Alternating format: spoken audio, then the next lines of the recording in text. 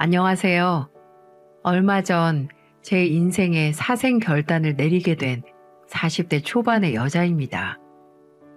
사생 결단이라고 하면 이혼이라도 했나 의문이 드시죠? 저는 이혼이 아니라 파혼하면서 아예 결혼 생각을 접어버리게 됐어요. 솔직히 요즘 결혼 안 하는 사람 많은데 뭐가 그렇게 큰 결심인가 싶으실 겁니다. 게다가 나이도 40이 넘었으니 안 하는 게 아니라 못 하는 게 아닌가 이런 생각도 하실 것 같네요. 그동안 저도 나이가 있는 만큼 연애도 해볼 만큼 해봤지만 결혼 생각이 들 만큼 끌리는 남자가 없었어요. 그래서 어쩌다 보니까 40 초반이 되도록 결혼과는 거리가 먼 사람이 돼 있더군요. 하지만 운명의 상대를 가랑비에 옷 젖듯이 스며든다고 하지 않습니까? 살면서 처음으로 인생의 동반자로 충분하다는 생각을 일상 속에서 만나게 된 겁니다. 40대로 넘어가면서 이상형을 만나는 일은 거의 불가능에 가깝다고 생각했어요. 이런 생각으로 연애도 거의 포기하고 살던 어느 날 만나게 된 운명 같던 사람이었습니다. 이렇게 운명이라고 생각했던 상대에게 뒤통수 제대로 맞고 나니까 사생결단 같은 결정도 하게 되더라고요. 제가 미래를 꿈꿨던 예비 남편은 운동하러 갔다가 만나게 된 사이였어요. 나이가 들어서 그런지 체력이 예전 같지 않았고 내 몸 하나 잘 건사하려고 등록하게 된 헬스장이었어요. 처음에 회원 등록을 할 때 상담을 받으면서 안면을 튼 사이라 그런지 운동하러 가면 가볍게 인사를 주고받는 사이였죠. 그런데 매번 저만 보면 일하다가도 달려와서 인사를 하길래 회원 관리를 하는 건가 생각했습니다. 왜냐하면 제가 다녔던 헬스장의 대표였거든요. 그래서 매일 인사해주는 것도 단순한 영업이라고만 생각했던 거였죠. 어느 날 가볍게 인사만 하던 예비 남편이 어느 순간부터 제 이름까지 부르면서 자세한 안부를 묻기 시작하더라고요. 안녕하세요. 은숙 씨 식사는 하셨어요? 네? 저는 간단하게 먹고 왔어요. 처음에는 인사만 하고 가려고 했는데 밥은 먹었냐고 묻는 예비 남편의 말에 당황스러웠습니다. 하지만 예비 남편은 점점 더 저한테만 과잉 친절로 대한다는 걸 느꼈어요. 제가 헬스장에서 개인 1:1 PT를 등록했던 게 아니라 단순히 기구만 쓰려고 헬스장 이용권을 등록하고 혼자서 운동 중이었어요. 그런데 대뜸 예비 남편이 혼자 운동하고 있는 저한테 다가오더니 친절한 목소리로 말을 걸더니 이런 말을 하는 거예요. 은숙 씨, 운동 열심히 하시네요. 조금 더 배우면 좋아지실 것 같은데 특별히 무료로 PT 좀 해드릴게요. 괜찮아요. 제가 전문적으로 운동한 사람도 아니고 이 정도면 충분해요. 그래도 근력 운동은 제대로 해줘야 운동 효과가 있어요. 부담 갖지 마시고 내일부터 저한테 배우세요. 저는 그렇게 얼떨결에 무료로 예비 남편에게 PT를 받게 된 겁니다. 처음에는 몇 번 가르쳐주고 괜히 결제하게 만들려고 유도를 하는 건가 생각도 들더라고요. 헬스장을 다녀보면 개인 PT는 어딜 가도 꽤 비싼 편이잖아요. 그래서 예비 남편의 의도에 뭔가가 있을 것 같다고 경계심이 들기 시작했어요. 그리고 설마 진짜로 제대로 해주겠나 싶어서 알겠다고 말하고 집으로 돌아왔습니다. 그렇게 다음날 별 기대 없이 헬스장을 나갔는데 예비 남편이 저를 기다리고 있는 게 보이더군요. 게다가 음료수까지 챙겨 들고 와서 말입니다. 예비 남편은 저를 보고는 반가운 얼굴로 달려와서 인사까지 하는 거예요. 은숙 씨, 생각보다 빨리 오셨네요. 이거 저희 헬스장에서 회원님들이 많이 찾는 음료수인데 이따가 운동하면서 같이 마셔요. 뭐 이런 걸 다 준비하셨어요. 저한테 음료수를 건네며 밝게 웃는 예비 남편을 보니 이 사람이 왜 이렇게까지 나한테 이러나 싶은 생각이 들 정도로 과하게 친절하다고 느껴졌어요. 첫날이라 꼼꼼하게 알려주나 싶었는데 예비 남편은 첫날 이후로도 꾸준히 제가 헬스장에 오면 제 옆에서 계속 있으면서 꼼꼼하게 PT를 해주고 있는 겁니다. 그래서 저는 운동이 끝나고 예비 남편에게 말했죠. 매번 이렇게 운동도 도와주시고 정말 감사해요. 이렇게 자세하게 배우면 제가 결제라도 해야 하는 거 아닌가요? 은숙 씨는 괜찮아요. 그래도 너무 고마우시면 저 저녁 좀 사주세요. 저녁이요? 그 정도야 물론 사드릴 수 있죠. 그럼 내일 저녁 은숙 씨랑 같이 저녁 먹는 걸로 알고 있을게요. 갑자기 저녁을 사달라는 예비 남편의 말에 저는 당황했지만 그동안 지켜본 모습이 성실하고 괜찮은 사람으로 보여서 알겠다고 하고 약속을 잡게 됐습니다.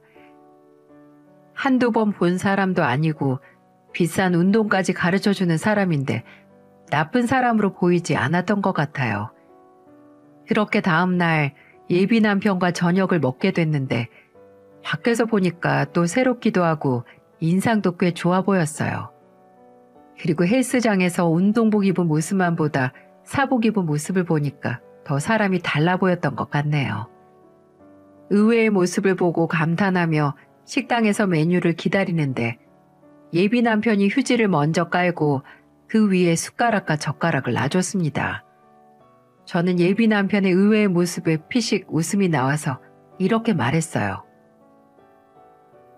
남자들 보통 휴지 깔고 숟가락 두는 거 잘 안 하던데 의외로 섬세하신 면이 있네요.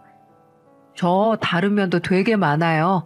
더 친해지면 다른 면도 많이 알게 될 거예요. 헬스장에서 자주 본 사이여도 막상 둘이 밥을 먹을 땐 어색하지 않을까 걱정했지만 재치 있는 예비 남편의 성격 덕에 분위기도 편안하고 좋았어요. 나이가 들수록 편한 사람 만나기 어려운 점이 있었는데 이렇게 친해질 기회가 생겨서 좋기만 하더라고요. 그날도 둘이 밥을 먹는 건지 수다를 떨려고 만난 건지 모를 만큼 얘기를 많이 했을 정도였죠. 한번 급속도로 가까워지고 나니까 운동이 끝나고 둘이 종종 커피도 마시면서 자주 만나는 사이가 됐어요. 그러던 어느 날 저녁을 먹고 나왔는데 마침 밤 공기가 좋아서 근처 공원을 산책하자며 예비 남편이 이끌었습니다. 오랜만에 밖에서 산책하는 걸음이 참 좋았어요. 그때 옆에서 나란히 걷던 예비 남편이 갑자기 걸음을 멈추더니 진지한 목소리로 말하더군요. 내가 50을 코앞에 두고 인연을 만날 줄 몰랐는데 이런 게 인연인가 싶은 생각이 들 정도로 제가 은숙 씨 많이 좋아하는 것 같아요. 우리 진지하게 한번 만나보는 건 어때요? 우리 그동안 데이트했던 거 아니었어요? 저번부터 진지하게 만나고 있었는데요.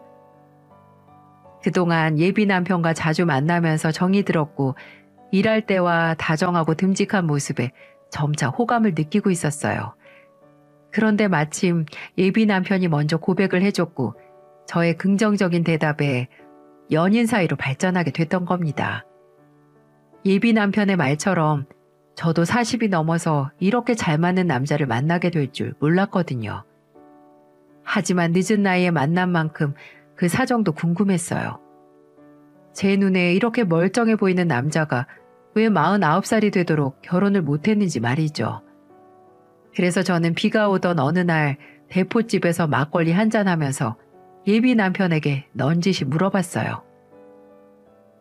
덕배 씨, 궁금한 게 있는데 솔직하게 말해줘야 된다?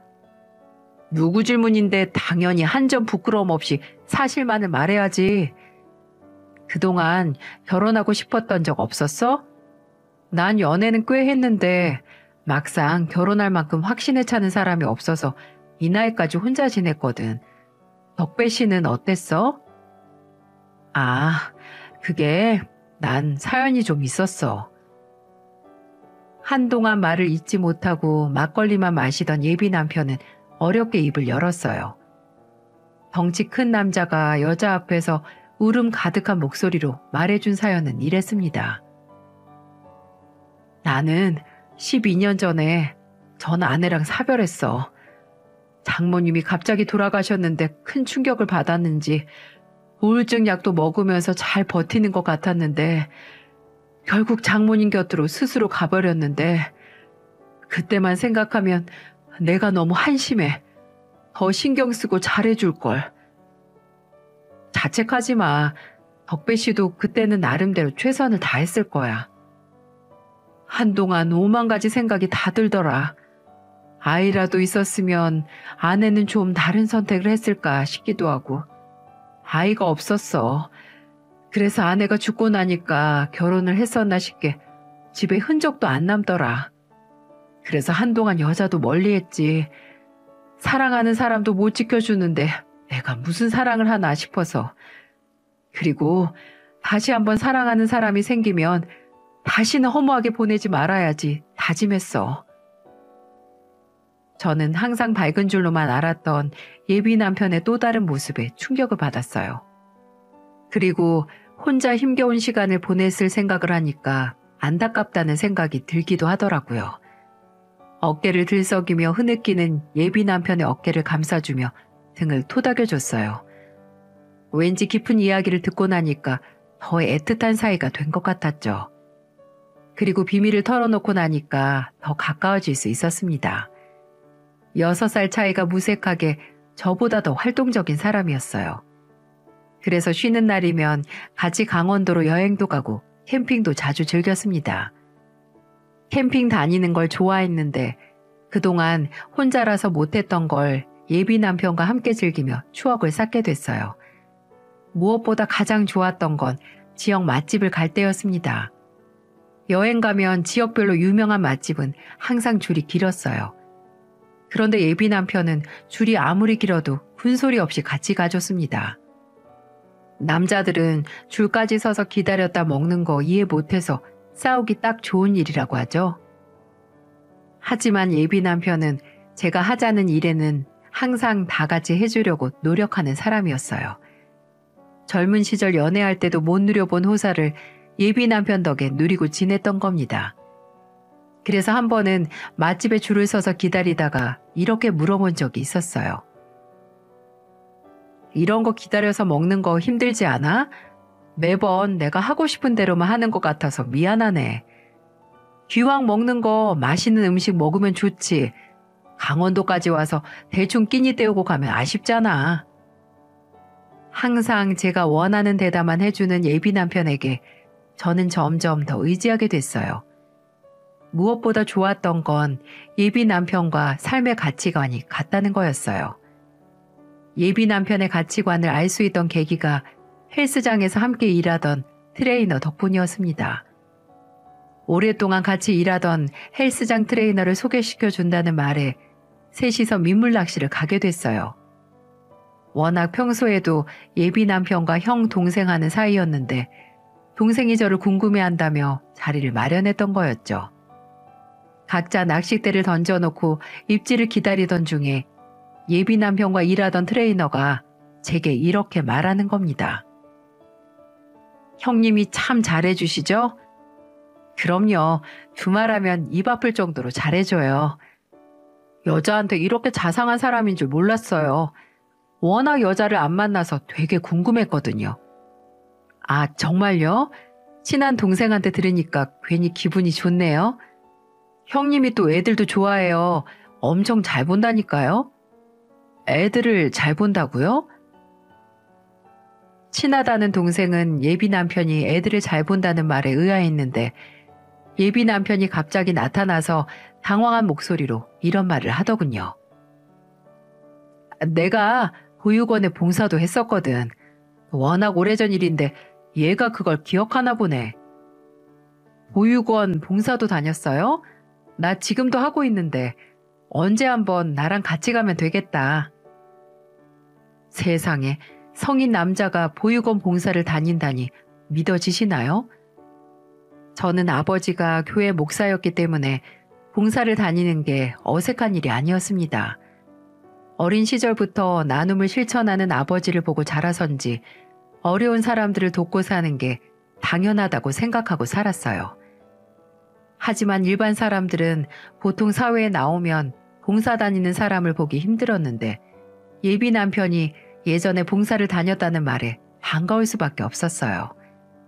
어쩌다 봉사를 시작했는지 물어보니까 예비 남편은 아내와 사별하면서 죄책감에 힘들어했고 그때 봉사활동을 다니면서 극복할 수 있었다고 하더군요.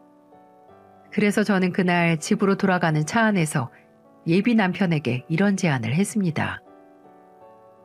내가 후원하는 보육원이 있는데 거기 같이 다니자. 안 그래도 남자 봉사자 손이 부족했는데 같이 가면 보육원 분들이 좋아하실 것 같은데 어때? 그리고 같이 후원도 하면서 꾸준히 다녀보자. 그럴까 그럼? 안 그래도 요즘 다시 다녀볼까 했는데 다음 주부터는 같이 다니자. 저는 예비 남편을 만나기 위해 수많은 세월을 혼자 지냈구나 싶을 정도로 운명처럼 느껴졌어요. 게다가 예비 남편은 보육원 봉사뿐만 아니라 다른 봉사에도 꾸준히 같이 가줬습니다.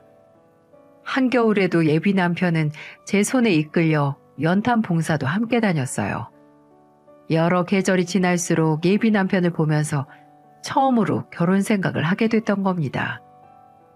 제 기준에서 가치관 잘 맞고 봉사활동도 하는 남자였던 예비 남편이 운명이라는 생각이 들지 않겠습니까? 예비 남편도 저와 같은 마음이었는지 프로포즈를 하더라고요. 근사한 레스토랑에서 식사를 하다 저에게 이렇게 말했습니다. 내가 이 나이에 이렇게 좋은 사람을 만나게 된 것 하늘이 준 기회 같아. 평생 내가 옆에서 행복하게 해줄게. 나랑 결혼해 줄래? 평생 나도 당신이랑 즐겁게 살고 싶어. 우리 늦게 만난 만큼 더 행복하게 살자. 저는 예비 남편의 프로포즈에 손을 맞잡으며 대답했어요. 프로포즈는 평생 남의 일인 줄만 알고 살았는데 막상 받고 나니까 세상을 다 가진 것처럼 행복했어요. 예비 남편과 함께라면 세상의 그 어떤 풍파도 이겨낼 수 있을 거라고 생각이 들 정도였어요. 그런데 프로포즈를 하고 2주일이 지났는데도 예비 남편은 결혼 이야기만 나오면 대화를 피하는 것만 같았어요. 그래도 저는 들뜬 마음으로 예비 남편과 신혼여행지를 보면서 어디가 좋겠냐고 물어봤죠. 우리는 신혼여행 어디로 갈까? 제주도도 좋고 요즘 해외도 간다던데. 결혼식 하고 나면 피곤한데 뭐하러 멀리 가? 여행 아무 때나 가면 되지. 아무 때나? 우리 신혼여행인데 아무 때나 가면 된다니. 내 말은 신중하게 결정하자는 거지. 아직 제대로 결정된 거 없잖아. 신중하게 결정하려다가 해 넘어가겠다. 왜 결혼 준비 얘기만 하면 말을 피해? 요즘 집안일도 그렇고 헬스장도 그렇고 신경 쓸 일이 많아서 그래. 이해 좀 해줘. 결혼 준비가 서로 이해한다고 알아서 준비가 되는 건가요? 예비 남편이 저렇게 소극적으로 나오니까 괜히 제가 더 마음이 급해지고 있었어요. 그런데 예비 남편은 상견례 이야기만 나오면 자리를 피하는 것 같았죠. 결혼식 날짜를 잡아야 예식장도 예약할 텐데 예비 남편은 상견례 상자만 꺼내도 말을 돌리는 겁니다. 하루하루 속이 타들어가는 것도 모르는지 혼자서만 천하태평이더라고요. 그래서 아예 나를 잡고 예비 남편에게 대놓고 물어봤습니다. 대체 우리 상견례는 언제 할 거야? 내가 요즘 헬스장 일로 바쁘잖아. 이해 좀 해줘. 나도 회사 다니면서 일해. 그래도 알아볼 건 알아보고 있잖아. 당신도 상견례 준비에 동참해. 제가 협박하듯 말하자 예비 남편은 겨우 알겠다며 대답했지만 영 못 믿어왔어요. 결국 저는 그날 저녁 아버지께 상견례가 밀렸다고 말해야만 했어요. 그동안 상견례 날짜 하나 못 잡는 게 불만이셨던 아버지는 저를 앉혀놓고 진지하게 말씀하셨어요. 결혼이 여자가 밀어붙인다고 될 것 같아? 남자가 두 팔 걷고 나서야 식장까지 가는 게 결혼이야. 프로포즈 받았다고 도장 찍은 사이 아니니까 신중하게 생각해라. 그런 게 아니고 지금 어머님이 건강이 좀 안 좋으시대. 아버님도 어쩔 수 없이 날짜는 우리끼리 의논해보라고 하신 거야. 아버지는 일요일만 피하면 되니까 토요일 괜찮지? 번개불에 콩 굽는 것도 아니고 상견례 날짜부터 잡아와. 아버지는 혀를 끌끌 차며 걱정 가득한 목소리로 말씀하셨고 어머니도 결혼 준비할 거면 제대로 하라며 한 소리를 하셨어요. 그동안 결혼 준비하면서 예비 남편과 싸우고 전화하는 친구들 이야기를 듣다 보면 왜 그런 간단한 문제로 싸우나 싶을 때가 많았습니다. 그런데 막상 내 결혼식을 준비하다 보니까 시작부터 넘어야 할 고비가 한두 개가 아니더라고요. 게다가 예비 남편은 저와 달리 소극적인 모습을 보이니까 서운할 수밖에 없었고요. 프로포즈는 적극적으로 자기가 먼저 해놓고 무슨 결혼식 날짜 정하는 것도 힘들다는 게 믿어지시나요? 그래서 저는 예비 남편을 끌고 부동산 문 앞까지 갔어요. 결혼 준비를 하는데 신혼집은 어디로 할지 도무지 말을 안 하는데 방법은 하나뿐이라고 생각했어요. 결혼식 날짜에 그렇다고 쳐도 집이 있어야 살림을 합칠 수가 있잖아요. 그래서 아예 우물가로 끌고 가서 물 먹는 방법부터 알려주자는 심정으로 부동산 문덕까지 갔던 겁니다. 예비 남편은 영문도 모르고 부동산 문 앞까지 끌려오자 이렇게 말하더군요. 왜 이렇게 급해? 나 요즘 바쁘다고. 바빠도 집 좀 보고 계약서에 도장 찍는 일도 못할 정도로 바빠? 당신이 무슨 국가대표 선수야? 그런 게 아니라 이렇게 막 준비할 게 아니니까 그렇지. 평생 행복하게 해주겠다고 프로포즈하고 나니까 그새 마음이 변한 거야? 나 당신 부모님 뵙고 인사도 드리고 싶고 우리 부모님도 상견례만 기다리고 계셔. 정 떨어진 거면 지금 이 자리에서 말해. 조금만 기다려줘. 내가 이렇게 부탁할게. 나 조금도 더 기다릴 생각 없어. 이 자리에서 신중하게 대답해. 나랑 살 거야, 말 거야? 저도 이판사판이었습니다. 솔직히 나이도 꽉 채우고 결혼하는 마당에 내숭 떨 게 있겠나요? 애초에 아닌 것 같으면 서로 각자 갈 길 가는 게 더 낫겠다는 결심으로 질러버렸습니다. 제가 단호한 목소리로 물어보자 예비 남편은 머리를 몇 번 쓸어 넘기더니 결심한 듯 대답했어요. 그럼 우리 3개월 뒤에 결혼하자. 그렇게 예비 남편에게 결혼식 일정을 확답 받아냈습니다. 그리고 다음 주에는 상견례까지 하기로 약속까지 했고요. 옆구리 찔러서 절 받는 것 같아도 어쩌겠어요. 둘 중 하나는 나서야 결혼식장까지 갈 수 있다는데 저라도 나서야겠다 생각했던 거죠.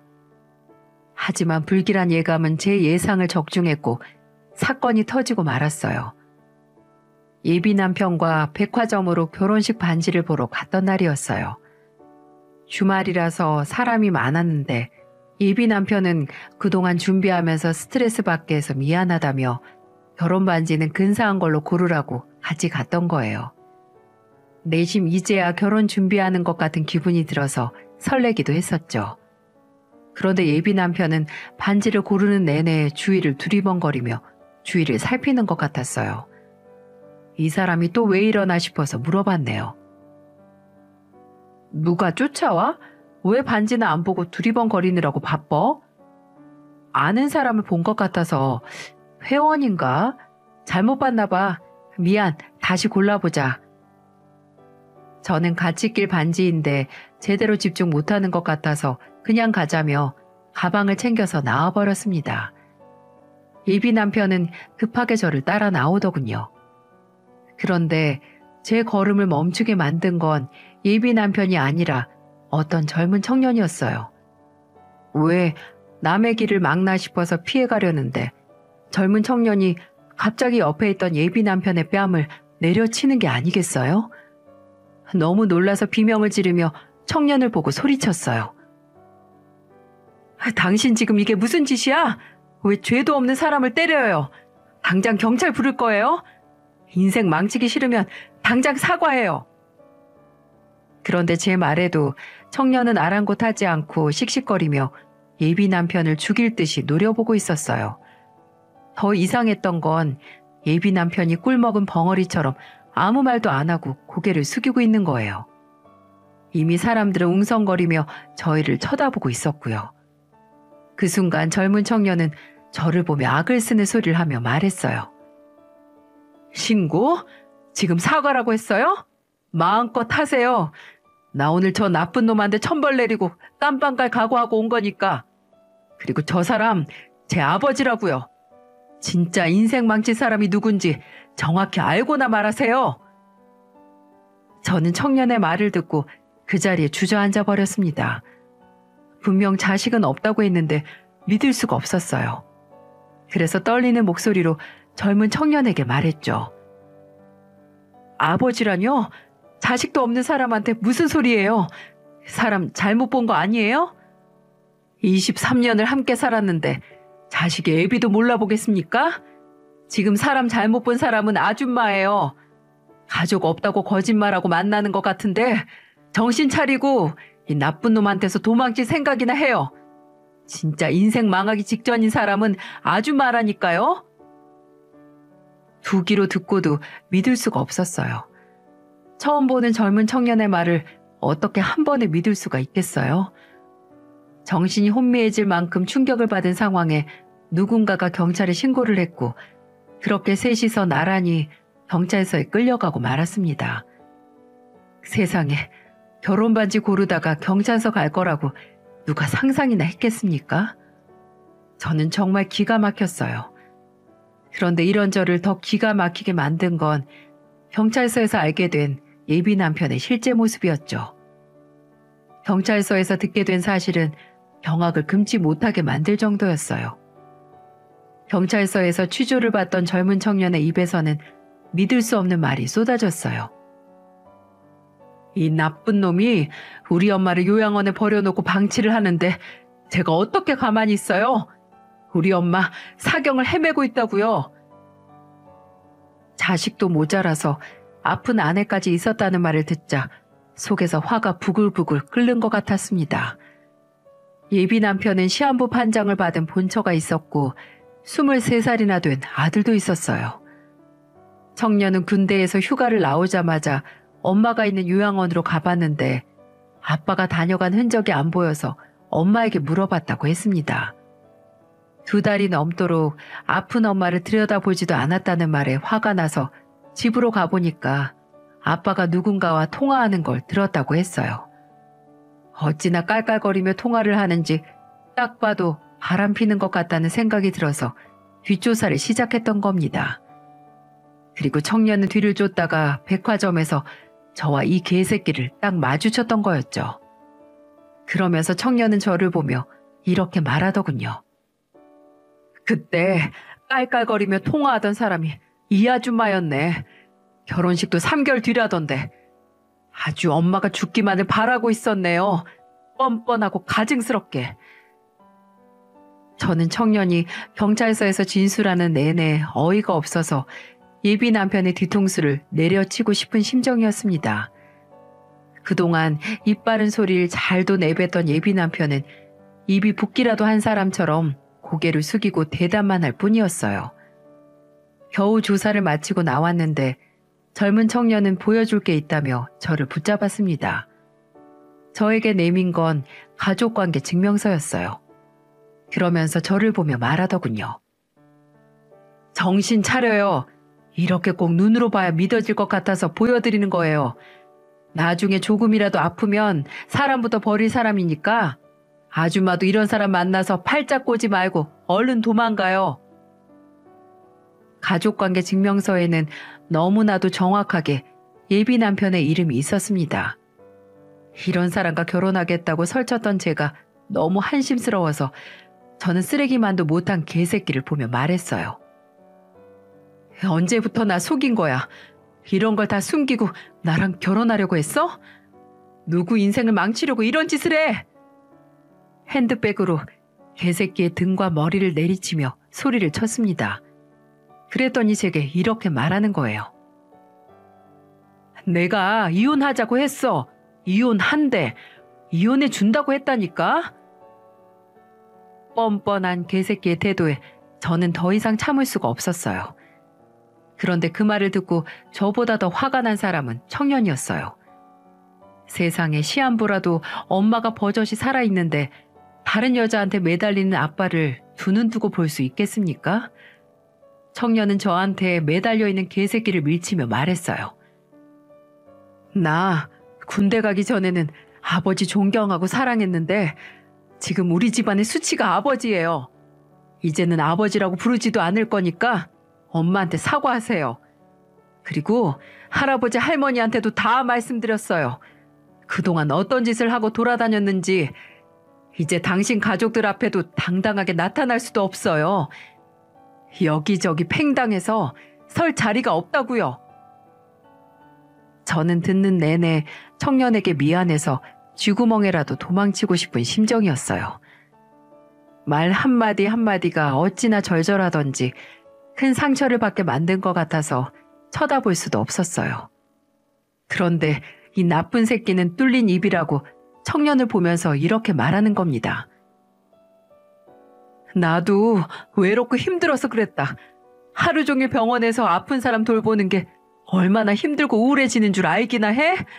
나도 가장이기 전에 사람이야. 내가 이러다가 죽을 것 같아서 어쩔 수가 없었다고. 네가 이 아빠 좀 이해해 줄 수 없겠니? 이게 지금 천벌받을 짓을 한 쓰레기 새끼 입에서 나온 소리라면 여러분 믿어지시겠어요?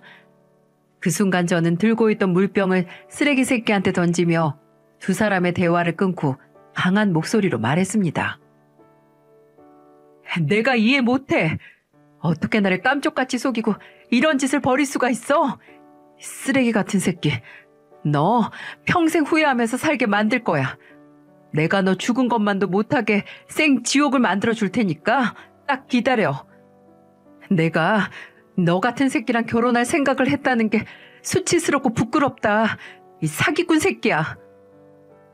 저는 있는 힘껏 고함을 치며 말했고 그러자 짐승보다 못한 개새끼가 저에게 매달리며 말하더군요.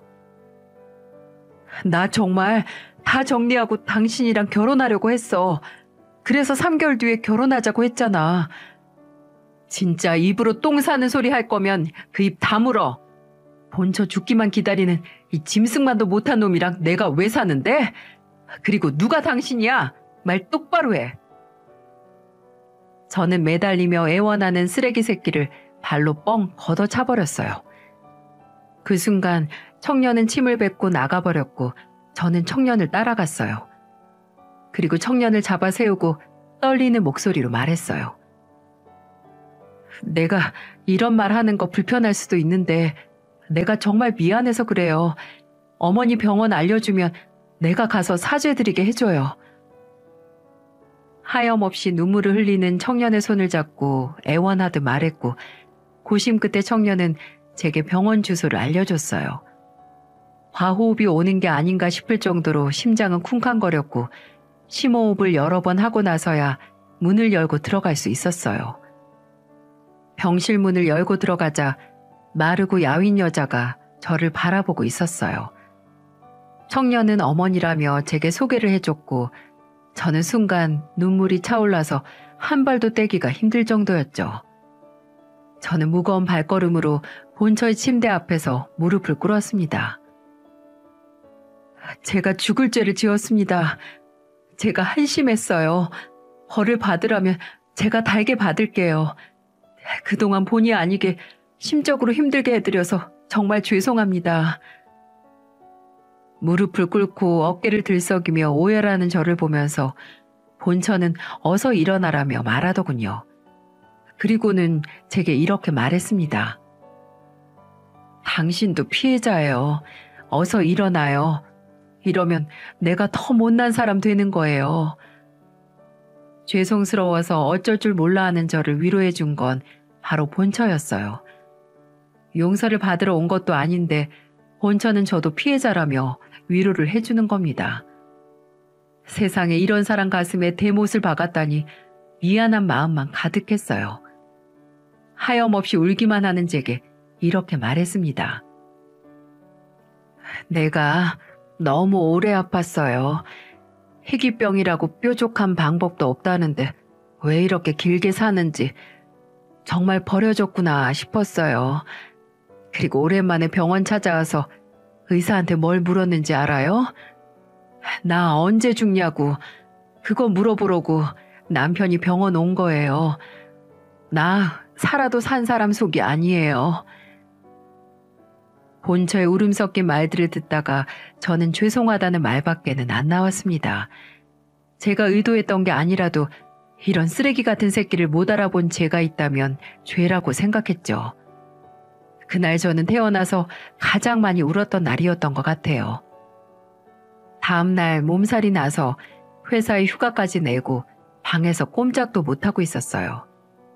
그렇게 몇 달 뒤 겨우 정신을 차리고 병원에 가봤을 때 이미 본처는 세상을 떠난 뒤였습니다. 그 순간 한 번이라도 더 와볼 걸 그랬나 싶다가도 제 모든 지난 날이 후회스럽더라고요.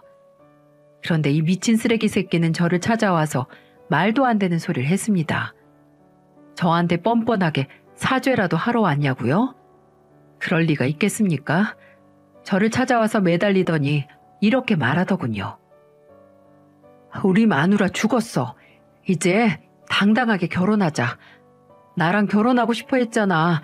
빨리 하자며. 이런 미친 또라이가 세상에 또 있을까 싶더라고요. 정말 기가 차서 말도 다 안 나오더군요. 그래서 저는 벌레를 떨쳐내듯 매달리는 새끼를 밀쳐내며 말했습니다. 네 동생도 다 알고 있었는데 눈 감아준 거지? 어쩜 그렇게 뻔뻔하게 총각 행세를 할 수 있어? 그런 짓도 했으니까 마누라 죽자마자 찾아와서 또 이런 짓도 하고 살겠지. 한 번만 더 내 눈에 띄면 내가 너 가만 안 둔다. 이 미친놈의 면상을 보니 쉽게 떨어질 것 같지도 않았고 뻔뻔한 태도에 가만히 있을 수가 없었어요. 저는 정신 나간 개새끼한테 산 지옥을 만들어주기 위해 방법을 생각해냈어요. 죽은 자는 말이 없다고 하는데 살아있는 제가 대신 복수라도 해줘야겠다고 생각한 거죠. 그래서 저는 맘카페에 익명으로 제보를 하게 됐습니다. 제가 겪은 내용을 그대로 적어서 사실에 근거해서 보냈죠. 모 헬스장 대표의 추악한 이중생활의 민낯을 고발합니다. 저는 헬스장 이름을 밝히며 장문의 글을 썼습니다. 저는 그동안 나쁜 새끼인지도 모르고 결혼 준비까지 했던 내용을 모두 정리해서 작성했어요. 그동안 주고받았던 문자와 선물들, 그리고 총각 행세를 돕던 그 트레이너 동생까지도 전부 적었어요. 이렇게 해도 제가 속죄받을 수 있을 거라는 생각은 하지 않았지만 이렇게라도 해야 본처가 편안하게 눈 감을 수 있을 것 같았거든요. 글이 올라가기 무섭게 조회수는 치솟았고 댓글도 무서운 속도로 달렸어요. 예상대로 사람들은 모두 본처를 애도하면서 헬스장을 욕하기 바빴어요. 그리고 이내 온 동네에는 헬스장에 대한 소문이 파다하게 퍼졌습니다. 사람들은 하나같이 파렴치한 놈이라며 욕을 하더군요. 게다가 소문은 헬스장 회원들에게도 퍼졌고 다들 당장 환불하겠다며 난리도 아니었어요. 시한부 안에 방치하고 미혼인 여자 꼬셔서 두 여자 인생 망친 놈이 있는 헬스장 아무도 이용하지 맙시다. 우리 남편이 그 헬스장 다니는데 당장 환불받을 거예요. 불결해서 못 다니겠어요. 발 없는 말이 천리 간다고 소문은 삽시간에 퍼졌고 헬스장은 회원이 눈에 띄게 줄었다고 했어요. 그리고는 얼마 뒤 소문을 견디지 못했는지 결국 폐업을 했습니다. 이 정도 당했으면 이 미친놈도 정신을 차렸을 것 같지 않나요? 하지만 쓰레기 짓을 하고 천벌을 받는 상황에서도 이 쓰레기만도 못한 미친놈이 제게 전화를 하는 겁니다. 그리고는 제게 우는 목소리로 이런 소리를 하더라고요. 내가 정말 잘할게. 그동안 걱정하게 만든 거 내가 앞으로 같이 살면서 갚을 테니까 우리 다시 시작하자. 제발. 걱정? 내가 너랑 다시 잘해보겠다고 하면 나야말로 정신이 나간 거지. 말이 되는 소리 좀 해. 헬스장 문 닫고 정신 나갔어? 한 번만 더 전화하면 대한민국에서 아예 발 못 붙이고 살게 할 테니까 2번 다시 나타나지 마. 저는 매몰차게 전화를 끊어버렸고 곧장 모든 연락처를 차단했어요. 핸드폰 전화를 안 받으면 헬스장 번호로 하는 통에 모든 전화번호를 싹 다 차단해버렸네요. 그런데 전화를 차단했더니 집으로 찾아오는 거 있죠? 그러면서 정말 뻔뻔하게 제게 이런 말까지 했습니다. 우리 봉사하면서 같이 속죄하고 살자. 그럼 되잖아. 이렇게 끝날 사랑이 아니잖아, 우리. 이게 진짜 돌았나? 내가 왜 속죄를 해? 너 때문에 인생 망칠 뻔한 게 난데. 속죄를 하려면 혼자 해. 내가 죄가 있다면 너 같은 새끼 못 알아본 게 죄라면 죄다. 그러니까 제발 내가 당신이 원하는 거 하라는 거 다 하면서 살게. 우리 결혼하고 행복하게 살자. 정말이야. 아들도 다 커서 우리가 더 키울 것도 없다니까. 진짜 너 한마디만 더 하면 네 입을 확 찢어버릴지도 모르니까 당장 꺼져. 누가 네 당신이고 아들이야? 이미 다 너랑 남남된 사람들이야. 절대 엮이기 싫으니까 꺼져라. 정말 하루가 멀다 하고 찾아와서 매달리는데 도저히 살 수가 없어서 저는 아예 동네도 이사해버렸어요. 지금 이 글을 쓰면서도 저 쓰레기 새끼가 이 땅에 발붙이고 숨을 쉬고 있다는 사실이 소름 끼치도록 싫습니다. 왜 꼭 저런 쓰레기 같은 것들은 오래 살고 좋은 사람들은 먼저 데려갈까요? 저는 요즘 동네를 이사하고 사회 소외계층을 위해 봉사하며 살고 있어요. 잠시나마 결혼해서 행복하게 살려던 꿈은 사라졌지만 지금은 또 다른 행복을 느끼며 살고 있습니다. 다들 저만 보면 저렇게 큰일을 겪고 제정신으로 살겠냐고 물어요. 옛말에 여자가 한을 품으면 5, 6월에도 서리가 내린다고 하죠. 마지막에 헬스장 문 닫고 사람들 손가락질 받는 것까지 보고 와서 그런지 속이 다 후련하네요. 다만 마음 한켠에 본처의 모습이 떠올라 괴로울 뿐입니다. 예전에는 당한 사람이 무슨 죄가 있겠나 싶었는데 막상 제가 당하고 보니까 멍청한 게 죄였나 싶네요. 그래서 지금은 속죄하는 마음으로 봉사하면서 살고 있습니다. 인생 100년의 고락이 상반이라고 하는데 힘들었던 시간만큼 앞으로는 희망찬 내일이 생기길 바라고 있어요. 우연히 알게 된 채널이라 사연은 처음 보내게 됐는데 이렇게 긴 사연 들어주셔서 감사합니다. 여러 사람들 인생 이야기 들으면서 힘내서 또 열심히 살아가 볼게요. 모두들 행복한 날들만 가득하시고 건강하시길 바라겠습니다.